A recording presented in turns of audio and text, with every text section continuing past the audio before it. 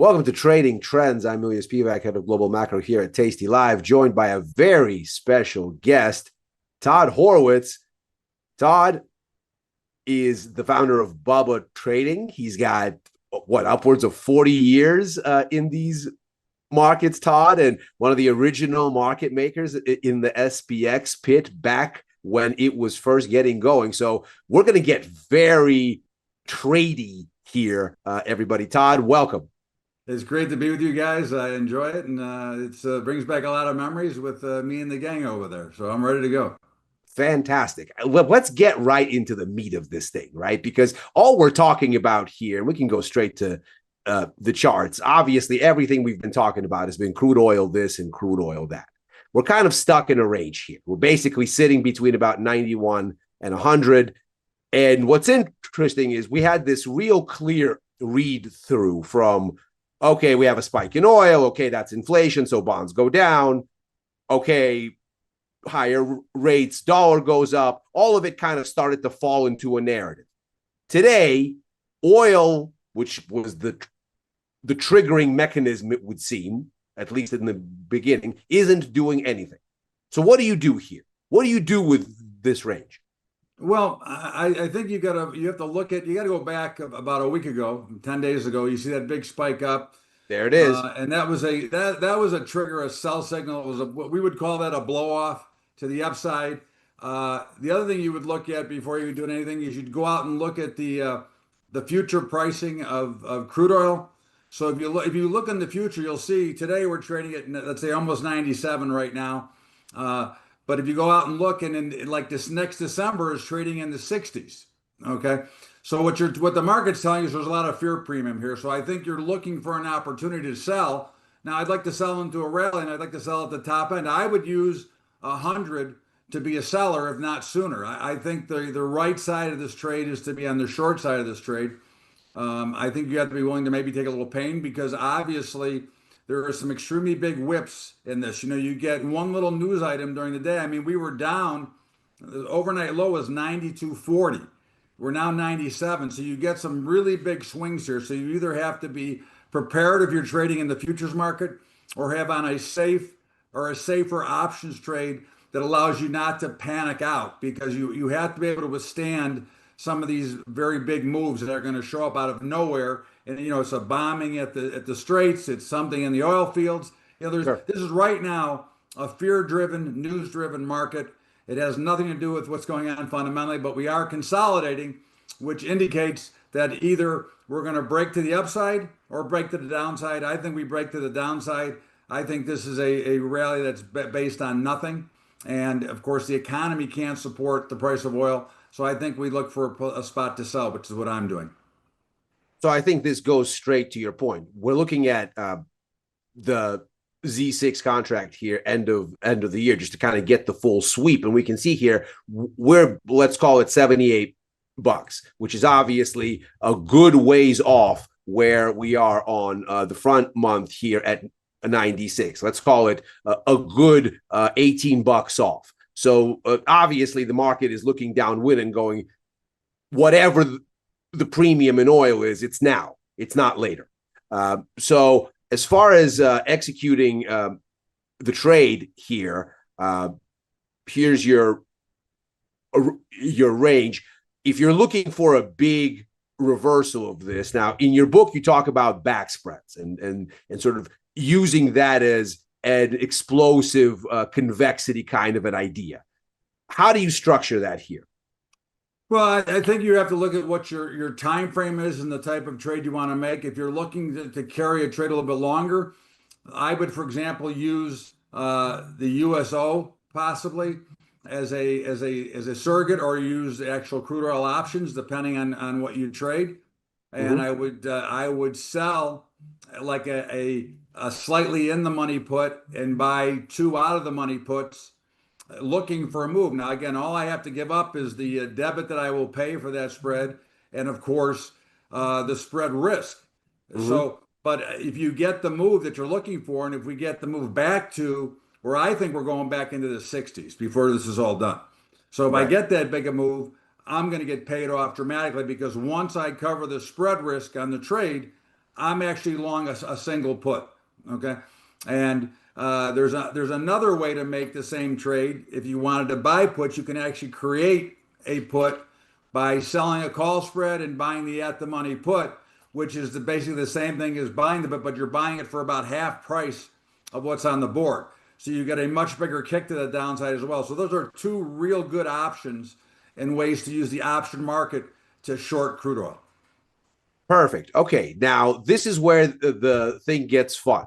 So obviously, crude oil, as we said at the top, was the triggering mechanism for this whole thing. You look at what stocks are doing here, and I'm just going to go to the S&P, and we'll take all this chart art off because it's the price action we're concerned with. One of the things you say in your book is to pay attention to the price action first and let the narrative come from that. I think I agree with that loudly and forever. So looking at this thing, obviously this is leaking lower. And you can see there's that low back from November. We're getting through it. So the market seems to want to go down. Now, crude oil is not the thing that's moving it here. The trend was crude oil explodes, stocks leak. They're leaking without crude oil. What's going on here? Well, I think if you break the market down from a technical standpoint, I break the market down into three basic phases. Consolidation, which we spend about 65% of the time doing, which if you go back and look, you can see that area where we're making a series of double tops and double bottoms. Yeah. Okay. You then broke to the downside for creating the new trend, which is lower. So that this will continue. And right now, you're right there would be where I would use as my resistance now. And if I were short from there, which is where I would be short from and am short from, I would use that as my base. If I had to cover to get out, that would be where I'd be looking if I were concerned. But I think that's still a selling opportunity if it rallies back into there. I wouldn't chase the market down here and start selling. You have to wait for rallies. We saw it yesterday. You had a market that was under heavy pressure. And in the morning with all my members, we were talking about it. And I go, look, there's a real good chance you're going to see a rip your face off rally here. The markets get oversold. Everybody's short. And the markets aren't going down. People are looking, well, why aren't we going down? Then they start to cover and they chase them up. But I think the big thing you have to understand is now if you want to tie in the fundamentals to the market, which I'm not a big fundamentalist, but there are a couple of real key statistics here to think about. Number one, until this recent sell-off, the equity market was trading at 307% of the M2 money supply. Never in history have we been there. The closest we came was during the dot-com bubble, okay, which we were at 301% of the M2 money supply, and we all know what happened there. The other thing you look at is the Case-Shiller CAPE index, which is the overall PE ratio. The mean on that index is about 16. Last week, the number was over 40. So it's saying that the markets are very much overdone and overbought. And of course, we have a real lack of participation.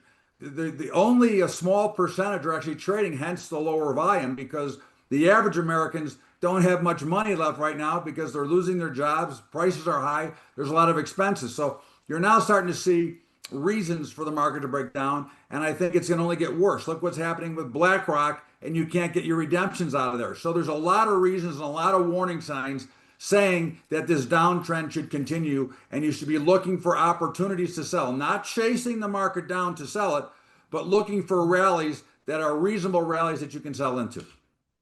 I would agree. I mean, I've been short from essentially against the top from October, where the Fed basically told the markets they're over extrapolating rate cuts, and the market said, "Oh, well, then we can't go higher," and then that gave us a little bit of a setup for the rounding top we're watching here. So I want to pick up on what you just said there. The CAPE index is an interesting index. That's the cyclically adjusted PE ratio, and it's something that is an interesting valuation metric. You're right. It's coming off the most elevated levels since the .com thing. And it does look like the market is starting to get wobbly around rates. So I wanted to take us to gold, because obviously gold has had a wild ride here. And it seems to be, after all those central banks came out this week and basically said, we're worried about oil, we're worried about inflation, and rates went up.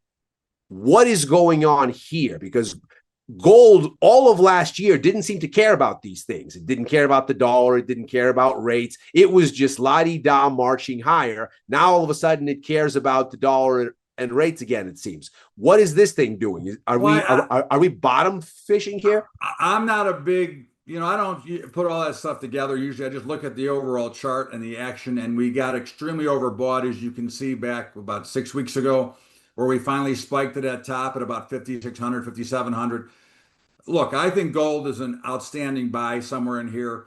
I think you have to decide if you want to trade it or if you're going to invest in it. There's a difference between the two.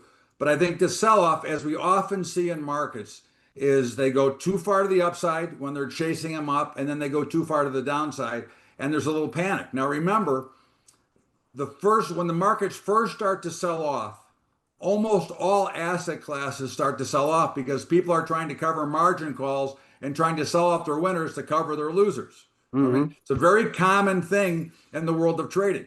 I would suspect that gold will find some support here, maybe a little bit lower, but find some support and then start moving back higher again. It wouldn't surprise me if gold got back to 6,000 because of the massive amount of debt that we have, because of the rising inflation, and because I think people are realizing that the Federal Reserve doesn't know what they're talking about. They have no business to think about cutting rates. But if you looked at the bigger picture, if we go back 2 years, the Fed has cut almost 300 basis points. In the same time period, the 10-year notes have gone up almost 300 basis points. So where's the difference? That's telling you that the banks are in trouble and the Fed is trying to bail out the banks sideways here, having them not loan money but keep the money on tap and get what they can get. So this is a lot of the things that are showing a lot of problems. But I think when we calm down a little bit here and we start to really see, I think you'll see money flowing back into gold. And I think you want to find a good solid level. And we're pretty close to a pretty good level to buy gold here. I think it's funny that of all things, I think Chair Powell agrees with you. He came out at that press conference after the most recent FOMC. They asked him, why did you write down a cut this year and next year? He said, listen, we don't know what's going on. We wrote that down last time. We don't know anything different to write this time, so we just wrote it again. People got to write something down, so that's what we wrote down. And of course, the markets have since fully priced out any rate cuts for this year. If you look at Fed funds futures, so if you're going to structure a trade here, right, obviously gold has been real jumpy.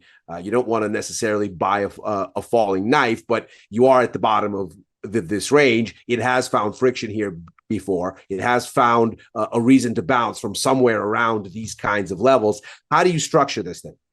I think there's a number of different trades you can structure. Again, this will depend on your risk and what you want to do. Now, the big edge we have today is we have gold has expirations and options every other day, GLD, if you want to use that as a surrogate for gold. Okay. You can actually go out and create, I like to use what I call a weighted double diagonal. So I'm selling premium on Monday, Wednesday, and Friday. And I'm going out right now. I mean, I have a position on right now. I'll tell you what it is right now. I am long right now. The 490 calls, let's say 2 times. I was long the 445 puts 2 times, and I was selling the guts every other day. So I've collected a lot of money. Now I've subsequently rolled down one of the extra puts down to 420. So I've got a trade that's already profitable. If it continues to go down, I'm going to continue to make money. I'm going to continue to make $200 to $300 every time I roll it over, the shorts over, and collecting premium. So I have a very low risk trade that I'm continually reducing the debit on a daily basis, okay, or an every other day basis. And of course, if I get the big move, which we did get to the downside, I get a chance to capitalize on the extra option, and I can either sell it or hold it. And right now I'm still holding it. So I'm still weighted. And if by some means, some crazy move happens between now and April 17th, I'm long the market. I could get long this market with a profit and own the trade for free, which I do now. And that, ladies and gentlemen, is how you do it. Todd Horwitz, thank you very much for joining us here. We hope you come back soon. I would love to come back, and I appreciate you having me. Say hello to the boys for me. Will do.